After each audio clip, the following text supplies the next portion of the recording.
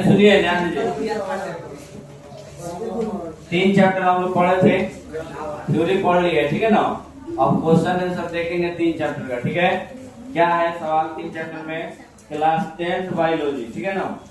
देखिए, सबसे पहले सवाल है परिवहन किसे कहते हैं? परिवहन किसे कहते हैं? परिवहन किसे कहते हैं? देखिए, ध्यान दीजिए, समझिए।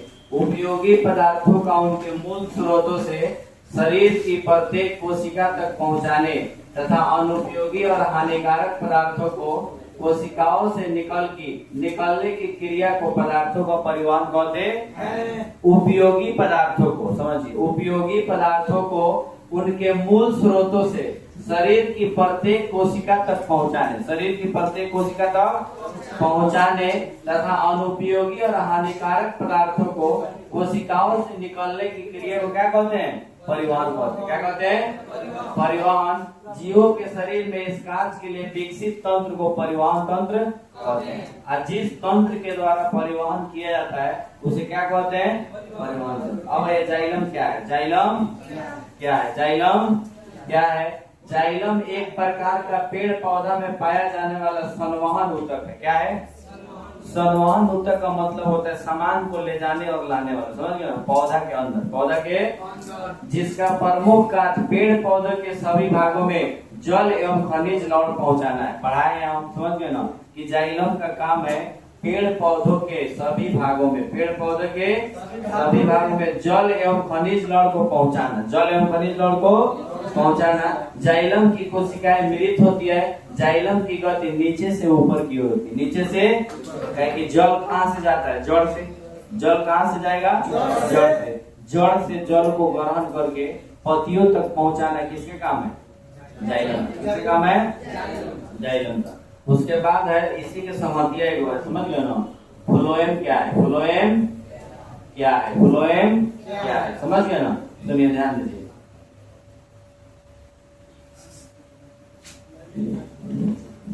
फ्लोएम एक प्रकार का पेड़ पौधा में पाया जाने वाला संवहन ऊतक है। ये भी कौन ऊतक है? संवहन ऊतक है, जिसका प्रमुख कार्य पेड़ पौधे के सभी भागों में भोजन पहुंचाना है। जाइलम का काम जल और खनिज लवण पहुंचाना है, अब फ्लोएम का काम भोजन पहुंचाना है, ठीक है ना।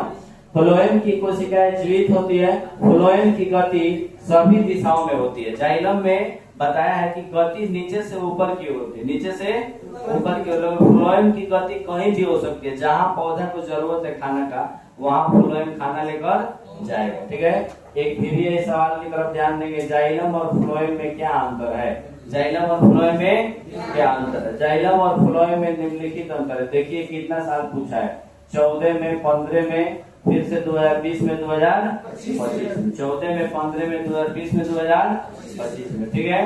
तो जाइलम और फ्लोएम में निम्नलिखित अंतर है। एक तरफ जाइलम, एक तरफ फ्लोएम।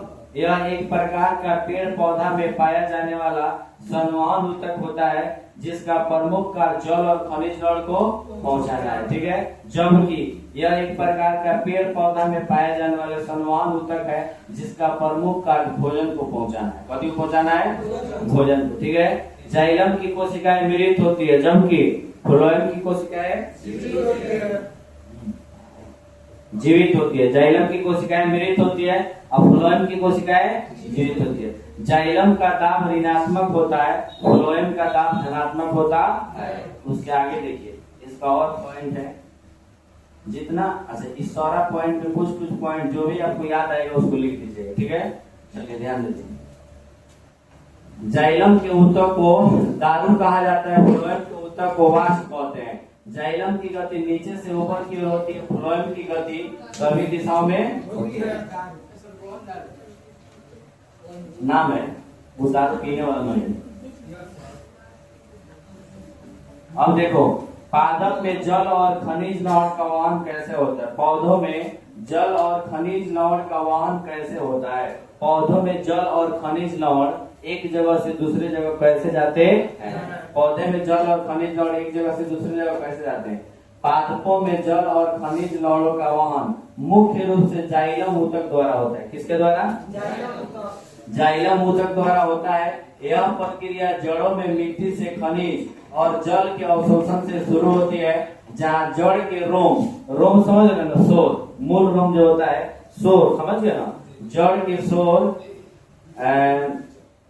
जल और खनिज को ग्रहण करते हैं। फिर जाइलम के द्वारा ये जल और खनिज ऊपर की ओर तने और पत्तियों तक पहुंचाए जाते हैं। मूल रोम के द्वारा, जड़ के द्वारा जल और खनिज को ग्रहण किया जाता है, ठीक है। और जाइलम के द्वारा पौधे के पत्तियों तना तक पहुंचाए जाते हैं। इस परिवहन का मुख्य चालक वाष्पोत्सर्जन है, जिसके कारण पत्तियों से जल वाष्प के रूप में निकलता है और जाइलम में जल का एक स्तंभ ऊपर की ओर खींचता है। इसमें वाष्पोत्सर्जन क्रिया भी कभी कभी होती है। जो वाष्पोत्सर्जन क्रिया क्या है, जल पत्तियों से रंध्रों द्वारा जल को बाहर निकलना, वाष्प बनकर बाहर निकलना वाष्पोत्सर्जन। पढ़ाए हैं इसको भी। पादप में भोजन का स्थानांतरण कैसे होता है, पौधों में, अभी हम लोग पढ़ेंगे पौधों में जल और खनिज लवण का स्थानांतरण कैसे होता है, वहन कैसे होता है। अब हम लोग पढ़ेंगे भोजन का स्थानांतरण। भोजन का स्थानांतरण कैसे होता है, पौधों में भोजन का स्थानांतरण फ्लोएम द्वारा होता है। पत्तियां प्रकाश संश्लेषण से ग्लूकोज बनाती है, जिसे फ्लोएम घुलनशील रूप में पूरे पौधे में पहुंचाता है। यह प्रक्रिया स्थानांतरण कहलाती है। वह जब खाना बन जाता है, पौधे में पत्तियों में खाना बन जाता है, तो वह खाना को फ्लोएम जो है पौधे के सभी भागों में पहुंचाती है। कौन? फ्लोएम। कौन? फ्लोएम, ठीक है। फ्लोएम भोजन को ऊपर और नीचे दोनों दिशाओं में ले जा सकता है। इस प्रकार जड़, तना, फूल और फल सभी भागों को आवश्यक भोजन मिलता है और पौधा क्या रहता है, ठीक है। आगे हम लोग देखेंगे वाष्पोत्सर्जन किसे कहते हैं। बीबीए सवाल, वाष्पोत्सर्जन किसे कहते हैं। देखो इधर ध्यान दो, इतना बड़ा सवाल याद नहीं करेंगे हम लोग। लिखेंगे पौधे के वायवीय भागों से जल का रंध्रों द्वारा वाष्प के रूप में बाहर निकलना क्या कहलाता है, वाष्पोत्सर्जन। पौधे के वायवीय भागों से, अच्छा लिखेंगे पौधे के पत्तियों से रंध्रों द्वारा, किसके द्वारा, रंध्रों द्वारा जल के रूप में वाष्प बनकर बाहर निकलना। वाष्प बनकर बाहर निकलना क्या कहलाता है, वाष्पोत्सर्जन। क्या कहलाता है, वाष्पोत्सर्जन। इसको ट्रांसपीरेशन अंग्रेजी में क्या कहते हैं, ट्रांसपीरेशन, ठीक है। यह क्रिया मुख्य रूप से पत्तियों में होती है, क्योंकि इनमें छोटे छोटे छिद्र होते हैं, जिनको रंध्र या क्या कहते हैं, स्टोमेटा। पत्तियों में जो छोटे छोटे छिद्र होते हैं उनको क्या कहते हैं, रंध्र या स्टोमेटा। देखिए मैंने दिया है, ये सब जो है ना, ये छोटा छोटा छिद्र जो दिया है, ये सब क्या है, रंध्र या स्टोमेटा है, ठीक है। अब आइए वाष्पोत्सर्जन और स्थानांतरण में क्या अंतर है, वाष्पोत्सर्जन और स्थानांतरण में क्या अंतर है, समझ गए ना। देखो यह सवाल पूछा हुआ है 2021 में। वाष्पोत्सर्जन एवं वाष्पोत्सर्जन, पौधे के वायु भागों से जल का रंध्रों द्वारा वाष्प के रूप में बाहर निकलना क्या कहलाता है, वाष्पोत्सर्जन। जल का बाहर निकलना वाष्प बनकर जल का बाहर निकलना क्या कहलाता है, वाष्पोत्सर्जन। और पौधे में जल, खनिज लवण और खाद्य पदार्थों को नीचे से ऊपर तक स्थानांतरण को, संचलन को स्थानांतरण कहते हैं। लेकिन पौधे के अंदर जो खाना चलता है उसको स्थानांतरण कहते हैं। जब पानी वाष्प बनकर बाहर निकलेगा वो उसको वाष्पोत्सर्जन कहेंगे, और जब खाना एक जगह से दूसरे जगह तक जाएगा पौधे के शरीर के अंदर, तो उसको हम लोग क्या कहेंगे, स्थानांतरण कहेंगे, ठीक है। वाष्पोत्सर्जन क्रिया का पौधों के लिए क्या महत्व है, वाष्पोत्सर्जन क्रिया पौधों के लिए क्यों महत्व है, ठीक है ना। इसके पिछला पूछा है 2025 में, कब पूछा है, हाँ याद कीजिए। पौधों में वाष्पोत्सर्जन क्रिया का क्या महत्व है, पौधों में वाष्पोत्सर्जन क्रिया का क्या महत्व है, ठीक है। देखिए वाष्पोत्सर्जन क्रिया पौधों के लिए कई महत्व है। यह जड़ों से जल और खनिज लवण को ऊपर खींचने में मदद करता है। यह जल और खनिज लवण को ऊपर खींचने में मदद करता है। पत्तियों का तापमान नियंत्रित रखती है ताकि वे न सूखे। वाष्पोत्सर्जन क्रिया पत्तियों का टेम्परेचर, तापमान समझ रहे हैं ना, टेम्परेचर, उसके गर्मी को, उसके तापमान को नियंत्रित रखता है ताकि पत्तियां सूखे नहीं। अगर वाष्पोत्सर्जन की क्रिया नहीं होगी तो पत्तियां क्या होगी, सूख जाएगी, ठीक है। इस प्रकार वाष्पोत्सर्जन पौधों की वृद्धि और जीवन के लिए क्या है, आवश्यक है। ठीक है, उसके बाद आइए हम जंतुओं में परिवहन। अब क्या जानेंगे हम लोग, जंतुओं में परिवहन। शिवम सुन रहा है तुम, देखो जंतुओं में परिवहन, जंतुओं में आइए रक्त क्या है, रक्त क्या है, सवाल पूछा गया 2014 में और 2017 में। इसके प्रमुख संगठन का वर्णन करें, इसके प्रमुख संगठन का वर्णन करें। इसमें कई गो सवाल आएगा। अभी ऐसे है कि आपको एक एक सवाल की तरह नहीं याद करना, इसमें कई गो सवाल जुड़ेगा, क्योंकि इसके सब प्रमुख संगठन का नाम, अवयव का नाम लिखना है। ठीक है ना। तो सबसे पहले हम लोग जानेंगे रक्त क्या है। रक्त एक प्रकार का तरल संयोजी ऊतक है जिसका रंग लाल हीमोग्लोबिन के कारण होता है। किसके कारण, हीमोग्लोबिन के कारण होता है। रक्त का पीएच मान 7.4 होता है। कितना होता है, 7.4, अर्थात इसकी प्रकृति क्षारीय होती है। एक औसत मानव में कितना रक्त होता है, 5 से 6 लीटर रक्त पाया जाता है। बताइए इसमें कौन भाषा आपको नहीं समझ में आ रहा है, इतना बढ़िया सब बात लिख दिया गया। ठीक है, सुनिए, रक्त के अध्ययन को हिमेटोलॉजी कहा जाता है। ठीक है, रक्त के अध्ययन मतलब रक्त के बारे में पढ़ने वाला विज्ञान जो होता है उसको क्या कहते हैं, हिमेटोलॉजी। क्या कहते हैं, हिमेटोलॉजी। रक्त के प्रमुख संगठन निम्नलिखित है। सबसे पहले आरबीसी, सबसे पहले आरबीसी देखिए,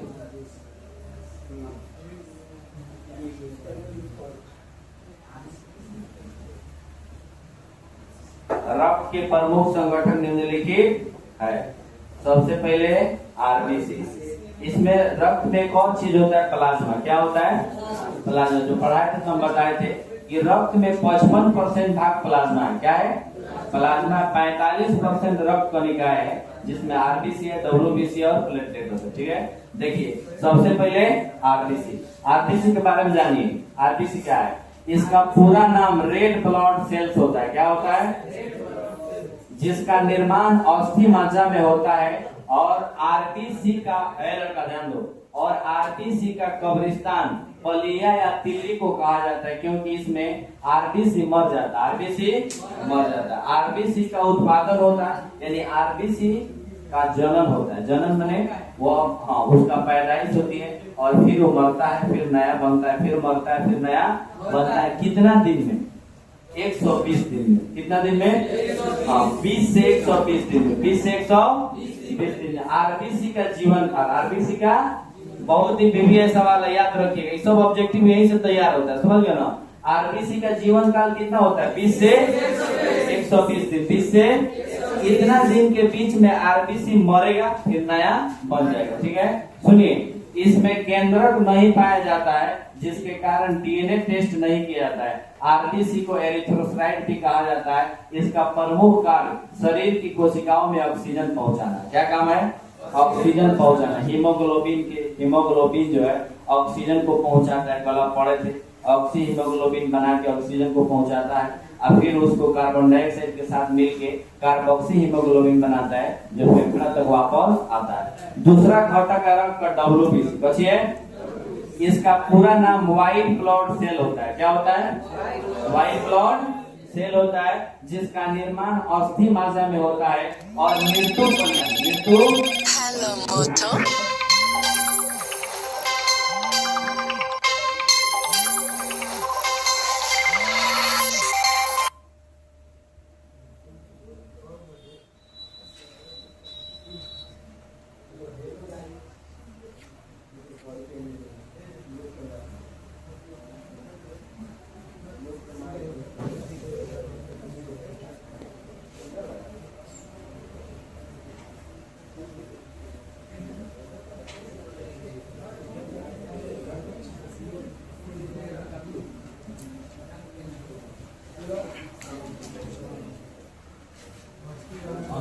क्या जान रहे थे हम लोग, डब्ल्यूबीसी। क्या जान रहे थे, WBC white blood cell, white blood cell. और मृत्यु पलिया में होता है। इसका जीवन काल कितना होता है, 12 से 20 दिन। 12 से, हाँ, डब्ल्यूबीसी का जीवन काल कितना होता है, 12 से 20 दिन। यह शरीर को रोगाणुओं से सुरक्षा प्रदान करता है। WBC की सबसे बड़ी कोशिका को मोनोसाइट कहते हैं और सबसे छोटी कोशिका को क्या कहते हैं? लिम्फोसाइट। क्या कहते हैं? WBC की सबसे बड़ी कोशिका को मोनोसाइट और सबसे छोटी कोशिका को लिम्फोसाइट। अब तीसरा है रक्त का घटक प्लेटलेट्स। क्या है? इसका निर्माण अस्थि मज्जा में होता है जिसका जीवन काल 7 से 10 दिन। कितना होता है? 7 से 10 दिन होता है। यह स्तनधारी प्राणी में पाया जाता है। इसका मुख्य कार्य खून को थक्का बनाना है। क्या है? खून को थक्का बनाना। स्तनधारी प्राणी क्या है जी?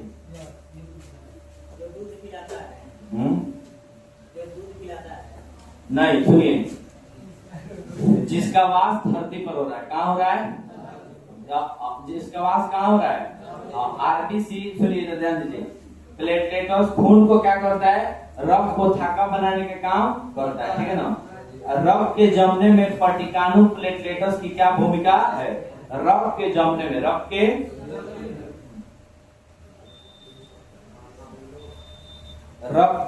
में प्लेटलेट्स की क्या भूमिका है? प्लेटलेट्स की रक्त के जमने में प्लेटलेट्स की मुख्य भूमिका रक्तस्राव को रोकना है। रक्तस्राव माने खून का बहना, रक्तस्राव को रोकना है। जब कोई रक्त वाहिका क्षतिग्रस्त होती है तो प्लेटलेट्स उस जगह पर इकट्ठा हो जाता है, चिपकते हैं और एक थक्का बनाते हैं जो रक्तस्राव को धीमा या बंद कर देता है। इसका नाम ये छोटी कोशिका खंड जिन्हें थ्रोम्बोसाइट भी कहते हैं, रक्त के थक्के के रूप में काम करते हैं और चोट लगने पर शरीर से अत्यधिक रक्त की हानि को रोकते हैं। जब आपको चोट लग जाएगा, कट जाएगा, टूट फूट जाएगा, जब ब्लड निकलने लगेगा शरीर से, तो प्लेटलेट्स बहुत उपयोगी हो जाता है, ठीक है ना। क्योंकि जब तक प्लेटलेट्स नहीं रहेगा खून आपका निकलता रहेगा। प्लेटलेट्स रहेगा तो खून को जमा देगा, थक्का बना देगा, तो ज्यादा खून आपके शरीर से बाहर नहीं निकलेगा, ठीक है। तो उसके बाद हम लोग देखेंगे रक्त क्या है, इसका कौन सा घटक गैसीय परिवहन में सहायक है। गैसीय परिवहन में रक्त एक जीवित तरल ऊतक है जो ऑक्सीजन, पोषक तत्व और अवशिष्टों के परिवहन में सहायक घटक है। रक्त में पाए जाने वाले आरबीसी क्या है? आरबीसी यानी लाल रक्त कोशिका ऑक्सीजन और कार्बन डाइऑक्साइड के परिवहन में मुख्य भूमिका निभाती है। सवाल आपसे ऐसे भी पूछ सकता है कि रक्त का कौन सा घटक गैसों का परिवहन करता है? गैसों का परिवहन करता है तो आरबीसी। कौन करता है? आरबीसी में हीमोग्लोबिन करता है। क्या करता है? हीमोग्लोबिन। आपको कल पढ़ाए थे कि हीमोग्लोबिन के साथ ही ऑक्सीजन मिलता है और कार्बन डाइऑक्साइड, यानी उसका वहन वही करता है। क्या? आरबीसी, ठीक है। कार्य सुनिए, यह कार्य उनके भीतर मौजूद हीमोग्लोबिन नामक प्रोटीन के माध्यम से होता है। बात आ गया ना? किसके माध्यम से होता है? हीमोग्लोबिन नामक प्रोटीन के माध्यम से होता है, जो ऑक्सीजन और CO2 के साथ मिलकर उनका परिवहन करता है। ऑक्सीजन और CO2 के साथ मिलकर उनका परिवहन करता है, ठीक है। तो रक्त का कौन सा भाग गैसों का परिवहन करता है? हीमोग्लोबिन। आरबीसी का हीमोग्लोबिन, ठीक है। आगे देखिए, रक्त का प्रमुख कार्य क्या है? 2020 में पूछा हुआ है, रक्त का प्रमुख कार्य क्या है? खून का काम बताइए। तो अपना मन से भी लिख सकते हैं। रक्त का प्रमुख कार्य निम्नलिखित है। सबसे पहले शरीर के ताप को संतुलित करना। ताप माने गर्मी, टेम्परेचर को नियंत्रित करता है। गैसों का आदान प्रदान करना, यानी ऑक्सीजन का और कार्बन डाइऑक्साइड का वहन करता है। ऑक्सीजन कार्बन डाइऑक्साइड को एक जगह से दूसरी जगह ले जाता है, ठीक है। श्वसन क्रिया के दौरान कार्बन डाइऑक्साइड गैस को फेफड़ों तक पहुंचाता है। शरीर को रोगों से सुरक्षा प्रदान करता है। डब्ल्यूबीसी पढ़ाया थे। रोग से लड़ने का काम किसका है? डब्ल्यूबीसी का, जो खूने का भाग है, ठीक है ना। दूसरा है फाइब्रिनोजने एंजाइम तक रक्त को थक्का बनाता है और रक्त को थक्का बनाने में भी काम करता है। इसमें एक प्लेटलेट्स होता है। वही हृदय का सचित्र वर्णन करें। देखिए सवाल थोड़ा लॉन्ग है, ये लॉन्ग क्वेश्चन पूछेगा, ठीक है ना। 5 नंबर या 6 नंबर जो भी बायोलॉजी में सवाल पूछता है उसमें पूछेगा। 80 नंबर के एग्जाम में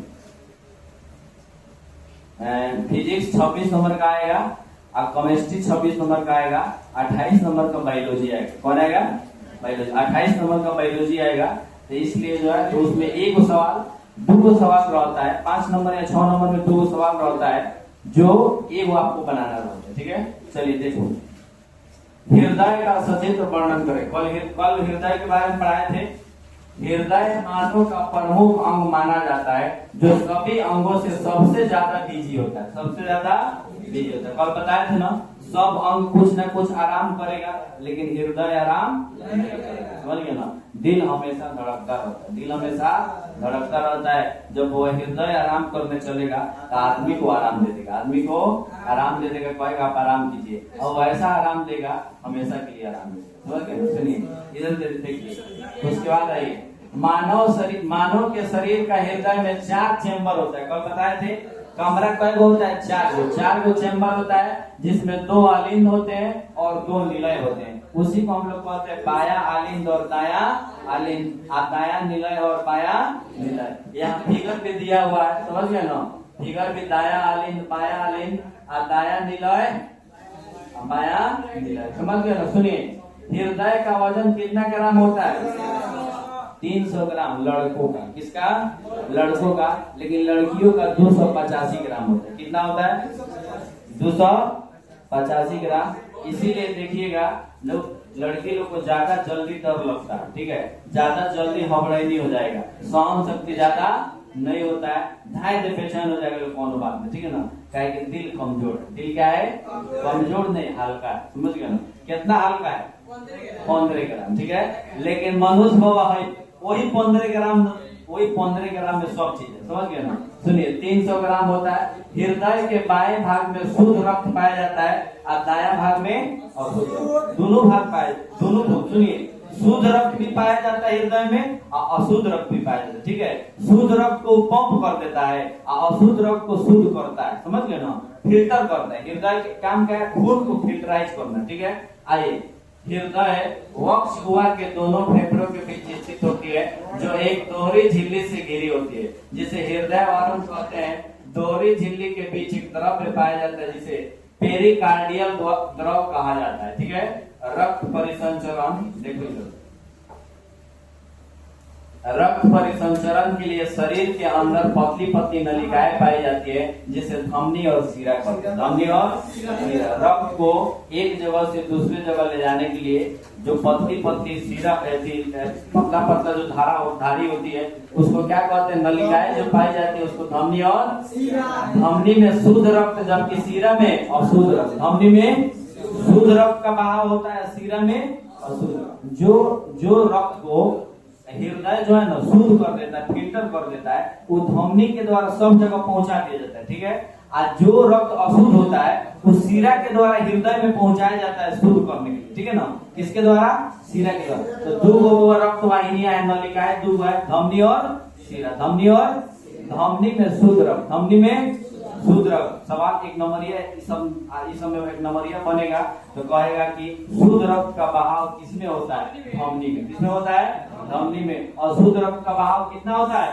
किसमें होता है? शिरा में। किसमें होता है? धमनी में। इधर हृदय का प्रमुख कार्य रक्त को पूरे शरीर में पंप करना है। क्या है? पंप करना है। हृदय का प्रमुख कार्य रक्त को पूरे शरीर में पंप करना है। मानव का हृदय सामान्य स्थिति में 1 मिनट में 72 बार धड़कता है। 70 से 72 धड़कना चाहिए। समझ गए ना? दिल को धड़कना चाहिए, लेकिन वो कभी कभी धड़कन तेज हो, कभी कभी धड़कन तेज हो जाता है। कब तेज होता है? जब आप चोरी करने जा रहे हैं। क्या? सुनिए, सांप के वही बात हम भी कर रहे हैं कि जब आप चोरी कर रहे हैं या आपको किसी चीज से डर लग रहा है, क्या लग रहा है? डर भय जब आपको लगता है तो धड़कन क्या होता है? बढ़ जाए। समझ रहे ना? जब आप का सुनो, जब डर लगेगा आपको, जब आपको भय लगेगा किसी चीज का, कोई भी गलत काम करने जा रहे हैं तो धड़कन आपका क्या होगा? बढ़ जाएगा। ठीक है, सुनिए, इधर आइए। अपवाद माने देख लीजिए। अपवाद माने एक्सेप्शन। अपवाद माने एक्सेप्शन। अपवाद माने, सुनिए, फुफ्फुस धमनी में अशुद्ध रक्त तथा फुफ्फुस शिरा में शुद्ध रक्त प्रवाहित होता है। ये एक्सेप्शन है। फुफ्फुस धमनी में अशुद्ध रक्त और फुफ्फुस शिरा में शुद्ध रक्त। एक्सेप्शन का मतलब होता है जो थोड़ा नियम से अलग हट के काम हो जाए, उसी को हम लोग क्या कहते हैं? एक्सेप्शन कहते हैं, अपवाद कहते हैं। क्या कहते हैं? अपवाद। हृदय के बारे में जान गए ना। अभी को बहुत ही प्रीवियस सवाल आया है, धमनी और शिरा में अंतर। धमनी और शिरा पूछा भी है 2014 और 2019 में पूछा गया है कि धमनी और शिरा में क्या अंतर है। धमनी और शिरा में क्या अंतर है? धमनी में शुद्ध रक्त पाया जाता है, जबकि शिरा में अशुद्ध रक्त। धमनी में और शिरा में, धमनी में रक्त का प्रवाह तेज होता है और शिरा में रक्त का प्रवाह धीरे धीरे होता है। शिरा में रक्त का प्रवाह धीरे धीरे। धमनी का रंग लाल होता है, शिरा का रंग नीला होता है। क्या होता है? नस आप तो नहीं देखे हैं, कुछ नस लाल होता है, कुछ नस नीला होता है। तो धमनी का रंग लाल होता है, शिरा का रंग नीला। धमनी अधिक गहराई में पाया जाता है, जबकि शिरा कम गहराई में पाया जाता है। हृदय, सुनो, हृदय से शरीर के विभिन्न अंगों तक ले जाने वाली वाहिनी को धमनी कहते हैं। क्या कहते हैं? हृदय से शरीर तक खून को ले जाने वाले जो नलिका है उसको धमनी कहेंगे, और शरीर से हृदय तक लाने वाले नलिका को शिरा कहते हैं। क्या कहते हैं? तो जो हम लोग नस जो ऊपर देख रहे हैं ना, जो ब्लू का कलर का है, वो सब शिरा है। कथी है? वही में हम लोग इंजेक्शन देते हैं, समझ गए ना। शिरा में हम लोग इंजेक्शन लेते हैं, समझ गए। सुनिए, देखिए कोई ना कोई तो देता है ना, सब लोग लेकर थोड़ा करता है। सुनिए, मानव में, आप जान लीजिए, मानव में परिवहन तंत्र के घटक कौन है? किन्हीं दो घटकों का नाम लीजिए। मानव में परिवहन तंत्र के घटक हृदय है। क्या है? रक्त है और रक्त वाहिनियां है। हृदय है, रक्त है और रक्त वाहिनियां है। दो घटक का नाम लिखना है, तो पहला घटक हृदय और दूसरा घटक रक्त। रक्त माने खून, रक्त माने खून। सुनिए, हृदय, एक बार और हृदय के बारे में जानेंगे। यह पंप की तरह कार्य करता है और पूरे शरीर में रक्त का संचार करता है। रक्त का संचार करता है। यह ऑक्सीजन युक्त और ऑक्सीजन रहित रक्त को अलग अलग नलिकाओं में भेजता है। अब ये खून के बारे में, रक्त ऑक्सीजन, कार्बन डाइऑक्साइड, हार्मोन, पोषक तत्व और अवशिष्ट पदार्थों का परिवहन करता है। ऑक्सीजन, कार्बन डाइऑक्साइड, हार्मोन, पोषक तत्व और उसके बाद है अवशिष्ट पदार्थों का परिवहन करता है। यह शरीर को संक्रमण से भी बचाता है और घाव पर थाका बना देता है। क्या करता है? थाका बना देता है। आइए ध्यान दीजिए,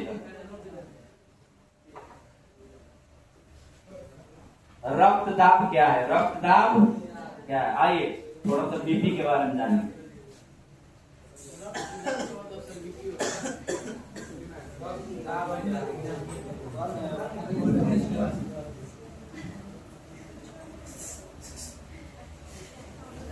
रक्तदाब क्या है? रक्तदाब को कहते हैं ब्लड प्रेशर। क्या कहते हैं?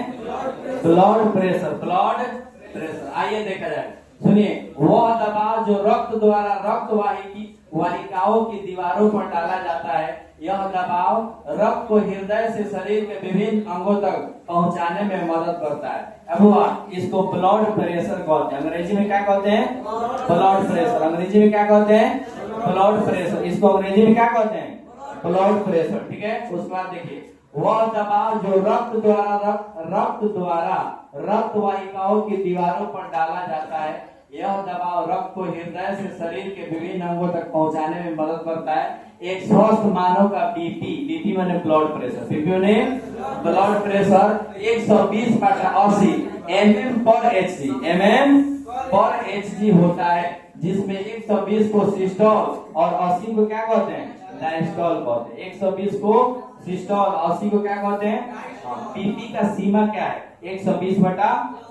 120/80। बीपी का सीमा क्या है? 120/80। इसी में हृदय का धड़कन, हृदय जिसको हम लोग हार्ट अटैक कल बताए थे, हार्ट अटैक इसी से रिलेट है। किससे रिलेट है? बीपी से रिलेट है, समझे ना। ब्लड प्रेशर कल नहीं बताती, जब वाहिकाएं फट जाती है तो आंतरिक रूप से रक्त का स्राव होता है और यह स्राव इतना बढ़ जाता है कि हृदय पर अटैक कर देता है, जिसको हम लोग हृदय घात कहते हैं। क्या कहते हैं?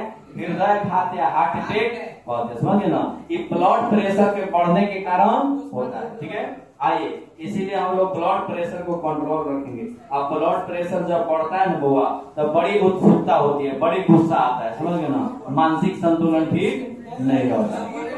120/80 याद रखिएगा। 120/80 80। उसके बाद आइए एक और सवाल हम लोग जानेंगे, रुधिर और लसिका में क्या अंतर है? रुधिर और लसिका में बोलो, सवाल है बोलो। कब बढ़ता है और कब घटता है? सुनिए, देखिए ब्लड प्रेशर, एक सवाल आया है वो मार्केट से, समझ गए ना? ब्लड प्रेशर कब बढ़ता है और ब्लड प्रेशर कब घटता है? ब्लड प्रेशर एक बैग नहीं बढ़ता है और एक बैग नहीं घटता है। वो आपके शरीर के बैलेंस पर डिपेंड करता है, खान पान पर। कभी खान पान पर डिपेंड करता है, आप खाना में क्या खा रहे हैं, आप क्या नहीं खा रहे हैं, ये सब डिपेंड करता है। सुनिए, जैसे मान लीजिए आप ज्यादा सोच रहे हैं, ज्यादा चिंता में, ज्यादा नमक खा रहे हैं, क्या खा रहे हैं? ज्यादा नमक खा रहे हैं, तेल मसाला खा रहे हैं, तो आपका ब्लड प्रेशर जल्दी बढ़ेगा, ब्लड प्रेशर जल्दी बढ़ेगा और ब्लड प्रेशर की बीमारी पकड़ लेगी, जिसको हम लोग कहते हैं कि हार्ट की बीमारी। क्या है? हार्ट का बीमारी है। लेकिन जो आप खाना कम खा रहे हैं, शरीर में जो है आपको पूर्ण रूप से पोषक तत्वों की आपूर्ति नहीं हो रही है, तब आपको ब्लड प्रेशर कम हो जाता है। क्या हो जाता है? कम हो जाता है। तो जब ब्लड प्रेशर बढ़ेगा तो उस समय नमक का सेवन ज्यादा करना है। कथी का? नमक का सेवन ज्यादा करना है और रसगुल्ला, अंडा उंडा ये सब खाना है। गोश्त मछली खाइए, गोश्त मछली तनी कम, लेकिन रसगुल्ला अंडा उंडा खाइए। लेकिन अगर ब्लड प्रेशर कम हो रहा है तब का बात है। कथी का बात है? कम हो रहा है तब। लेकिन ज्यादा हो रहा है ना, आपको ब्लड प्रेशर ज्यादा होगा तो डॉक्टर सबसे पहले आपका नमक बंद करेगा। समझ गए ना? कहेगा आप बिल्कुल फीका सामान खाइए, ठीक है, नमक कम खाइए, करेला का जूस पीजिए, करेला का सब्जी जितना खाना है उसी के खाइए। समझ गए ना? नीम का काढ़ा पीजिए, तुलसी का काढ़ा पीजिए, हरा सब्जी जितना हो सके खाइए, ज्यादा भूज के नहीं, उसी के भूज के नहीं, समझ गए ना? इसीलिए ब्लड प्रेशर कंट्रोल करना, समझ गए ना? नहीं तो वो खान पान पर रोक लग जाएगा। अभी के समय में आप 40 साल के होइए ना, आपको बीपी जो है ये मेरा सार्वजनिक हो गया। समझ गए ना? दो बीमारी तो चीनी बीमारी है, बीपी सार्वजनिक हो गया। समझ गए ना? क्या कि हम लोग का खान पान सही नहीं है, सब हाइब्रिड है। आइए जानेंगे हम लोग रुधिर। रुधिर माने रक्त, रुधिर माने खून। रुधिर और लसिका में अंतर। रुधिर और लसिका में ये पूछा है 2016 और 2024 में, 2016 और 2024 में। रुधिर का रंग लाल होता है, रुधिर का रंग लाल होता है, रुधिर का रंग लाल होता है। लसिका का रंग, लसिका का रंग पीला होता है, लसिका का रंग पीला होता है। रुधिर का रंग लाल होता है, लसिका का रंग। इसमें कणिका पाया जाता है, इसमें कणिका नहीं पाया जाता है।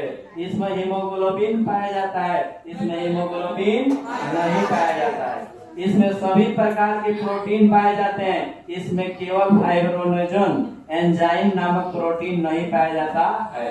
इसमें दोहरा परिसंचरण होता है, इसमें बहाव एक ही दिशा में होता है। रक्त और लसिका में अंतर जान गए? अब आइए अगला सवाल हम लोग देखेंगे, लसिका के क्या कार्य है? नहीं, लसिका क्या है? लसिका इसके प्रमुख कार्य को लिखे। लसिका क्या है? इसके प्रमुख कार्य को लिखे। विकास बोर्ड पर देखो। लसिका एक रक्त जैसा पारदर्शी तरल पदार्थ है जो शरीर की ऊतकों और रक्त के बीच संपर्क का कार्य करता है। यह रक्त प्लाज्मा को निकलने वाला रक्त प्लाज्मा से निकलने वाला तरल होता है जो ऊतकों के बीच में जाकर कोशिकाओं से अवशिष्ट पदार्थ और अतिरिक्त तरल एकत्र करता है और फिर उसे वापस रक्त में पहुंचाता है। यह हल्के पीले रंग का तरल होता है। इसमें रक्त की तरह लाल रक्त कोशिकाएं नहीं होती है, लेकिन श्वेत रक्त कोशिकाएं होती है। यह हल्का पीले रंग का चिपचिपा द्रव है। क्या है? यह हल्का पीले रंग का चिपचिपा द्रव है। इसमें हीमोग्लोबिन नहीं पाया जाता है, लेकिन श्वेत रक्त कोशिका पाई जाती है। लसिका वाहिकाओं में बहती है। कहाँ बहती है? वाहिकाओं में। इसके कार्य क्या है? लसिका का कार्य क्या है? घाव को भरना। घाव में से चिपचिपा द्रव नहीं निकलता, वही लसिका। वही क्या है? घाव को भरना, ऊतक की कोशिकाओं को नम रखना, ऊतक की कोशिकाओं को नम रखना, पोषक तत्व एवं हार्मोन का वाहक होना। सुनिए, पोषक तत्व और हार्मोन, पोषक तत्व और हार्मोन का वाहक यानी एक जगह से दूसरे जगह ले जाने वाला का लसिका है। क्या है? लसिका। पोषक तत्व तो मैंने खाना का कुछ भाग फायदेमंद चीज। हार्मोन का मतलब क्या होता है? हार्मोन आप पढ़िएगा 6 चैप्टर में। कहाँ पढ़िएगा? नहीं 6 या 5 या 6 में पढ़िएगा, जहाँ पर हम लोग हार्मोन के बारे में खूब बढ़िया से पढ़ेंगे।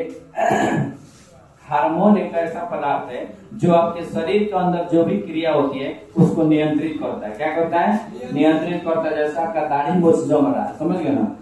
आप बड़े हो रहे हैं, छोटे हो रहे हैं, मोटे हो रहे हैं, पतले हो रहे हैं, ये सब किसके कारण होता है? हार्मोन। आइए हम लोग जानेंगे आगे हार्मोन क्या। ठीक है, आगे देखो, इसका हिसाब होगा, चिंता नहीं करना, खाली पढ़ा लेना। देख लिया, सुनिए, इधर ध्यान दीजिए। परिसंचरण तंत्र क्या है? परिसंचरण तंत्र क्या है?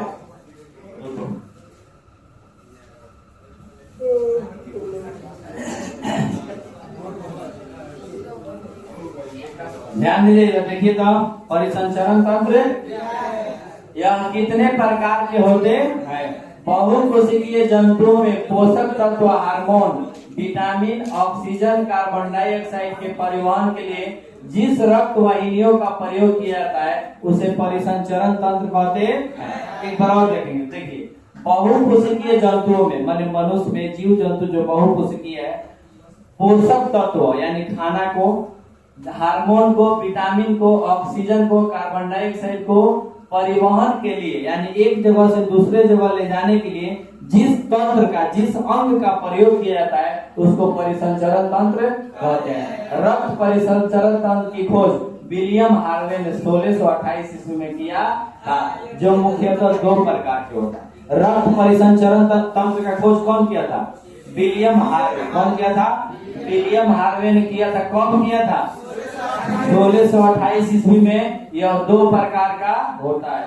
सबसे पहले खुला परिसंचरण तंत्र, जब रुधिर का प्रवाह किसी धमनी या शिरा में न होकर किसी गुहा के माध्यम से होता है, जिसे खुला परिसंचरण तंत्र कहते हैं। जैसे आर्थ्रोपोडा संघ, चींटी, कीट, तिलचट्टा, घोंघा संघ, इस सब में डायरेक्ट परिसंचरण, खुला परिसंचरण होता है। कोई इसमें धमनी और शिरा के अंदर खून नहीं जाता है, शरीर में यही का परिवहन हो रहा है, उसी को हम लोग खुला परिसंचरण तंत्र कहते हैं। नस के द्वारा नहीं हो रहा है, नस के द्वारा नहीं हो रहा है। ठीक है, उसके बाद एक और है बंद परिसंचरण तंत्र। क्या है? बंद परिसंचरण तंत्र। जब रक्त का प्रवाह धमनी और शिरा के माध्यम से होता है तो उसे बंद परिसंचरण तंत्र कहा जाता है। जैसे मनुष्य के अंदर होता है, हम लोग के अंदर परिवहन, परिसंचरण बंद चीज में होता है। नस बंद है ना? नहीं, नस बंद है तो बंद चीज में होता है, उसी को हम लोग कहते हैं बंद परिसंचरण तंत्र। आइए यहाँ पर ध्यान दीजिए, मानव शरीर में दोहरा रक्त परिसंचरण तंत्र का वर्णन करें या रक्त का द्विगुण परिवहन क्या है? मानव में रक्त को हृदय से होकर 2 बार गुजरना पड़ता है। कितना बार? 2 बार। इसीलिए दोहरा रक्त परिसंचरण बताया गया है कि हृदय से होकर 2 बार गुजरना पड़ता है, जिसे दोहरा रक्त परिसंचरण तंत्र कहते हैं। इसमें शिरा के द्वारा शरीर के विभिन्न भागों से अशुद्ध रक्त को हृदय तक लाने का कार्य किया जाता है तथा हृदय उसे शुद्ध करने के लिए फुफ्फुस कोशिकाओं में भेजता है, जहां CO2 गैस को बाहर कर ऑक्सीजन को रक्त में मिला लिया जाता है और इस प्रकार से ऑक्सीजन युक्त रक्त पुनः हृदय में आता है और हृदय रक्त को पंप कर शरीर के विभिन्न भागों में फैला देता है। शरीर के विभिन्न भागों में फैला देता है। इसको अपना भाषा में हम लोग समझेंगे। देखिए, सबसे पहले शिरा का काम है कि शरीर के अंदर जो भी अशुद्ध रक्त, कैसा रक्त? अशुद्ध रक्त है जिसमें कार्बन डाइऑक्साइड मिला हुआ है, समझ गए ना? वो पूरा खून को काच करके लिया रहा है कहाँ? हृदय में। कहाँ लिया रहा है? हृदय में। हृदय उस खून को शुद्ध कर रहा है। क्या कर रहा है? शुद्ध कर रहा है। शिरा का काम, किसका काम है? शिरा का काम है पूरा अशुद्ध खून को लाया कहाँ? हृदय में। हृदय उस खून को साफ किया। क्या किया? साफ किया। और साफ करने के बाद धमनी के द्वारा ऑक्सीजन मिला के धमनी के द्वारा शरीर के सब भाग में पंप कर दिया और जो कार्बन डाइऑक्साइड लाया था वो कार्बन डाइऑक्साइड को फेफड़ा में भेज दिया। कहाँ भेज दिया? फेफड़ा में। अब फेफड़ा उसको बाहर निकाल देता है श्वसन क्रिया द्वारा। किस क्रिया द्वारा? श्वसन। काम समझ गए ना? यह क्रिया 1 मिनट में कई बार? 72 बार। कई बार? जितना भी हम लोग 3 चैप्टर का इंपॉर्टेंट क्वेश्चन था उसको हम लोग कर लिए हैं। अब 4 चैप्टर हम लोग पढ़ेंगे, लेकिन उत्सर्जन, लेकिन पहले इसका थ्योरी पढ़ेंगे, समझ गए ना। बुक में हम लोग थ्योरी पढ़ेंगे, उसके बाद हम लोग क्वेश्चन पे आएंगे, ठीक है। चलिए।